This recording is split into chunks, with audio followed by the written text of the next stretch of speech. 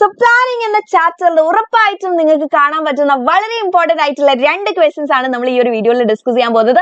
അതും വെറുതെ പറഞ്ഞു പോവല്ല, നമ്മൾ ടിപ്സിലൂടെയും ട്രിക്സിലൂടെയാണ് ഈ 2 ക്വസ്റ്റ്യൻസും സെറ്റ് ആക്കാൻ പോകുന്നത്. അപ്പോൾ ഉറപ്പിച്ച എക്സാമിന് ചോദിക്കുന്ന വളരെ ഇമ്പോർട്ടന്റ് ആയിട്ടുള്ള ഒരു ഷോ ക്വസ്റ്റ്യൻ തന്നെയാണ് ഈ 2 ടോപ്പിക്സ് എന്ന് നമുക്ക് പറയാം. ഓക്കെ, അപ്പോൾ ഒന്നാമത്തെ ക്വസ്റ്റ്യൻ എന്ന് പറയുന്നത് steps and process of planning അല്ലെ, ആസൂത്രണ പ്രക്രിയയിലെ വിവിധ ഘട്ടങ്ങൾ ഏതാണെന്ന് ഒരു ചോദ്യം നമുക്ക് പ്രതീക്ഷിക്കാം.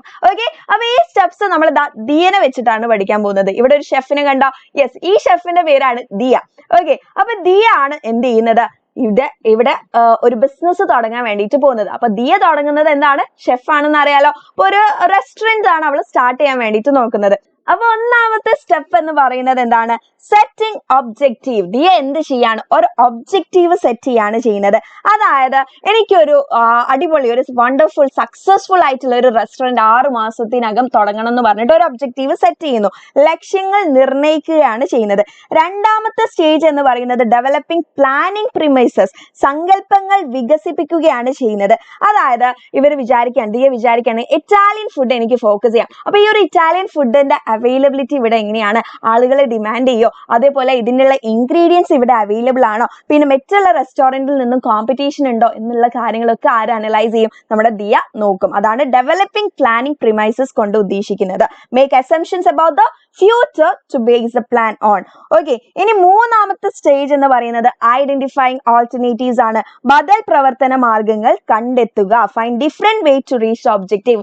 ദിയയുടെ ഒബ്ജക്റ്റീവ് ആയിട്ടുള്ള റെസ്റ്റോറന്റ് തുടങ്ങണം എന്നുള്ള ലക്ഷ്യത്തിലേക്ക് എത്താൻ വേണ്ടിയിട്ട് ഏത് മാർഗത്തിലൂടെയാണ് ഇത് തുടങ്ങുക? എങ്ങനെയാണ് തുടങ്ങുക? ഇതൊരു ഡൈനിങ് റെസ്റ്റോറന്റ് ആയിട്ട് തുടങ്ങണോ, അല്ലെങ്കിൽ ടേക്ക് എവേ ആവണോ, അതും അല്ലെങ്കിൽ ഒരു ഫുഡ് ട്രക്ക് ആവണോ? അങ്ങനെയുള്ള ഒരു പ്ലാൻ ഇങ്ങനെ തിങ്ക് ചെയ്യുന്നതിനെയാണ് നമ്മൾ ഐഡന്റിഫൈങ് ആൾട്ടർനേറ്റീവ്സ് കൊണ്ട് ഉദ്ദേശിക്കുന്നത്.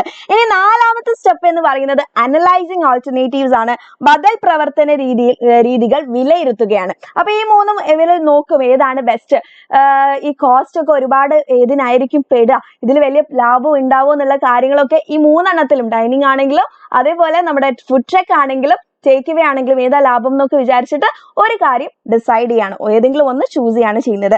Then selecting the best alternative. ഇവിടെയാണ് ദിയ എന്ത് ചെയ്യുന്നത്? ബെസ്റ്റ് ആയിട്ടുള്ള ഓപ്ഷൻ ചൂസ് ചെയ്യുന്നത്. അപ്പം ദിയ തീരുമാനിച്ചു എനിക്ക് ഡൈനിങ് മതി എന്ന്. ഓക്കെ, അങ്ങനെ ഇതിൽ ബെസ്റ്റ് ആയിട്ട് ദിയക്ക് തോന്നിയത് ഡൈനിങ് ആണ്, അതുകൊണ്ട് ഡൈനിങ് ചൂസ് ചെയ്യാണ് ചെയ്യുന്നത്. മികച്ച ബദൽ തിരഞ്ഞെടുക്കൽ. ഇനി അടുത്ത സ്റ്റെപ്പ് എന്താണ്? Executing the plan. ഈ ഒരു പ്ലാൻ നടപ്പാക്കുകയാണ് ചെയ്യുന്നത്. അതായത് എവിടെ തുടങ്ങണം എന്നുള്ള ആ ഒരു ലൊക്കേഷൻ ഫിക്സ് ചെയ്യുക, സ്റ്റാഫ്സിനെ ഹയർ ചെയ്യുക, അങ്ങനെയുള്ള കാര്യങ്ങളാണ് എക്സിക്യൂട്ടിംഗ് ദ പ്ലാനിൽ ഉൾപ്പെടുന്നത്. ആസൂത്രണം നടപ്പിലാക്കുകയാണ് ചെയ്യുന്നത്. ആൻഡ് ലാസ്റ്റ് നമുക്ക് എന്തുണ്ട്? ഫോളോ അപ്പ് ആക്ഷൻ ഉണ്ട്, തുടർ പ്രവർത്തനങ്ങളുണ്ട്. അതായത് ഈ ഒരു ബിസിനസ് തുടങ്ങിയതിന് ശേഷം, റെസ്റ്റോറന്റ് തുടങ്ങിയതിന് ശേഷം കസ്റ്റമേഴ്സിന്റെ റിവ്യൂ എന്താണ്, ഇതെല്ലാം ഓക്കെ ആണോ, അവിടെ ക്വാളിറ്റി ഫുഡ് ആണോ കിട്ടുന്നത്, സെയിൽസ് അവരുടെ എക്സ്പെക്ടേഷൻസ് അനുസരിച്ച് നടക്കുന്നുണ്ടോ എന്നുള്ള കാര്യങ്ങളൊക്കെ ചെയ്യുന്നതിനെയാണ് ഫോളോ അപ്പ് ആക്ഷൻ എന്ന് പറയുന്നത്. അപ്പൊ ഇത്രയേ ഉള്ളൂ നമ്മളുടെ steps or process of planning എന്ന് പറയുന്നത്. ഓക്കെ, റെഡി ആണല്ലോ? ഓക്കെ, അപ്പൊ എന്താണ് ഇതിന്റെ ഉള്ള കോഡ് എന്ന് പറയുന്നത്? Yes Diya chef.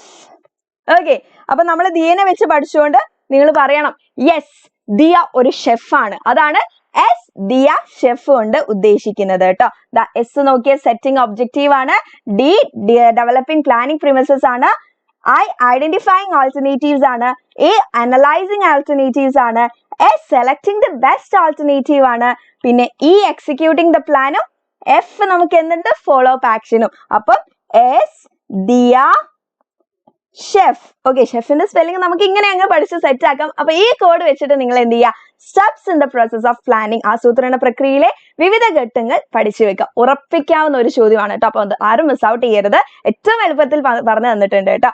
Okay, yes. ഇനി അടുത്തൊരു ചോദ്യം നമുക്ക് ഈ ചാപ്റ്ററിൽ നിന്ന് പ്രതീക്ഷിക്കാൻ പറ്റുന്നത് ലിമിറ്റേഷൻസ് ഓഫ് പ്ലാനിങ് ആണ്.